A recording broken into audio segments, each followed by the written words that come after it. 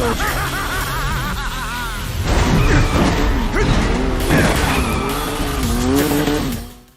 of the most underused aspects of the Final Fantasy VII Remake was, without a doubt, Roche.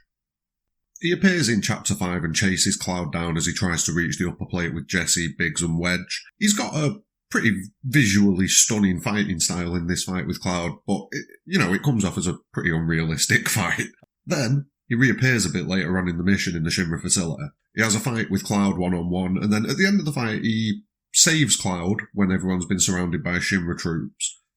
And then that's it. Nothing. No more Roche. No explanation for who he is. Nothing really outlining his motivations or goals. Nothing. So what is it that we actually know about Roche? Well, if we look at the character profile for him on the official Final Fantasy VII Remake website, it says that he's a soldier 3rd class, he loves bikes, and he's ostracised by people in Shinra due to his blatant disregard for safety. Now this is fleshed out by his actions in-game, both during the bike chase, and definitely during that raid on the Shinra facility. In the facility, he just kind of swoops in, takes over the fight, loses the fight, and then smashes the Shinra forces up before he flies off into the sunset on his bike, never to be seen again. And that's it. There isn't really anything else that we know about him at all. So now we're going to wander down Speculation Street. What's the point in Roche? Why is he in the game? What's the deal with him? He's got to have been added for a reason, but so far that reason is completely obscured. Nothing that he says or does gives us anything concrete. It only allows us to hypothesise on what's going to be Roche's involvement in the future of the remake. Now first off, I do think he'll be back. It'd be pointless to include him in Chapter 5, I think it was Chapter 5, like they did, and then never put him in again. There was no resolution of any kind. He literally says, "I'll see you on the open road." He's definitely going to be back. But in what capacity is he going to return? That's the big question. And it could go a few different ways. I'm not going to break it down like the previous theory videos where I give it scores and stuff like that. I'm just going to talk on this one because it's so vague and so little information. There's nothing concrete you can put together.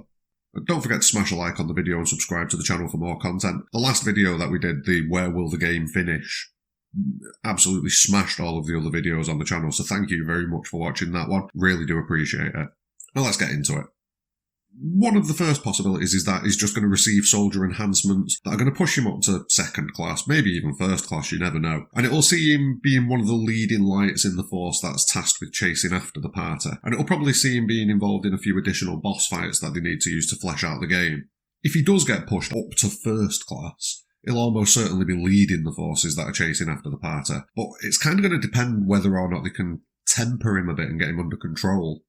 If they don't get him under control, he's going to be a useless leader, regardless of his power level. And it'll probably amount to nothing more than, I hate to say this, but poor man's version of Ultros.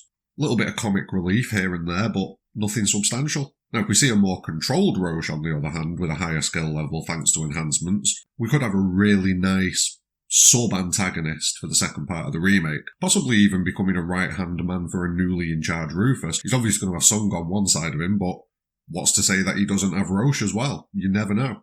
But that's not the only possibility. There are possibilities outside of the Shinra. One possibility is that Roche goes rogue, probably after receiving his enhancements that he may receive from Hojo, but instead of being able to temper him and get him under control, they fail and he still remains his old crazy self, maybe even getting worse because of the addition of power, and that's actually more likely. You give someone power and it corrupts. So the likelihood of seeing Roche go rogue if he does receive enhancements from Hojo, it's up there, definitely. Now, this does have quite a bit of scope. He could stay as just a mere annoyance, a thorn in the party's side, popping up here and there just to derail the party's journey. A bit of a tough boss fight with Cloud and then away into the night. Just basically staying as a poor man's Ultros. I need to stop saying that because Ultros is amazing. But another possibility is that, depending on the enhancements that he may or may not receive, he could end up falling under Sephiroth's influence. Now, this would be a very interesting possibility. And I know I use that word a lot, it's probably my favourite word, interesting. But I'm not sure if Sephiroth would even need Roche. It would kind of give him an avatar acting for him, but he's got the black cloaks, he can control the black cloaks, so he doesn't particularly need another person to fill that role, and that's all Roche would do. And more than likely, he'd be a liability to a certain extent. It depends. It depends what enhancements he gets. there could be something going on there. So we could see him fall under Sephiroth's sphere of influence. And when I say Sephiroth, I mean future Advent Children Sephiroth, not North Crater waiting for the Black Materia Sephiroth. But then there is one more possibility that I can think of off the top of my head, and that's that he's not even working for the Shinra truly at all, and he never was.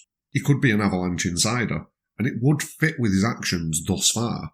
In the bike chase, he's certainly playing around with Cloud and having fun in the fight. He's not really taking the job of stopping him very seriously at all. And then once he faces off with Cloud one-on-one, on his defeat he makes a point of hindering the Shinra forces, conveniently just long enough for the Avalanche forces to get in there and attack the facility.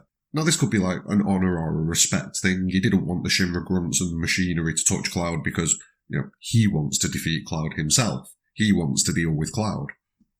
But it could also very easily be him testing the new guy that's appeared in the Outcast chapter of Avalanche, which constantly causes trouble, and then realises how useful this new guy could actually be. He then switches his approach, protects Cloud temporarily by taking out the Shinra machinery around him, just long enough for the Avalanche backup to arrive, and then makes his exit. We don't see him again because he's completely abandoned the Shinra and has left Midgar for whichever Avalanche base it is that he needs to go to. This explains his actions and also explains why we don't see him again. He's not in Midgar after this fight, so we can't see him again. He's outright betrayed Shinra there in that moment. He needs to leave. Although there are a few things that go against this. If this was the case, we would have seen something about a soldier going rogue in one of the later chapters, and there'd have definitely been some chatter about it in the Shinra headquarters. And we don't see any of that. But we don't see Roche either. So, who knows? Either way, he's an interesting character that we barely got to experience in the remake. We'll definitely see him again, but in what capacity? Well, that's up for speculation. Personally, I like the Avalanche theory the most, but there's nothing solid to verify any of these theories or any other theories that I've seen on Roche.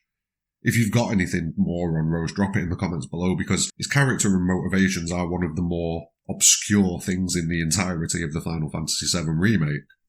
Thanks for watching, don't forget to like and subscribe, and more than anything, have a great day.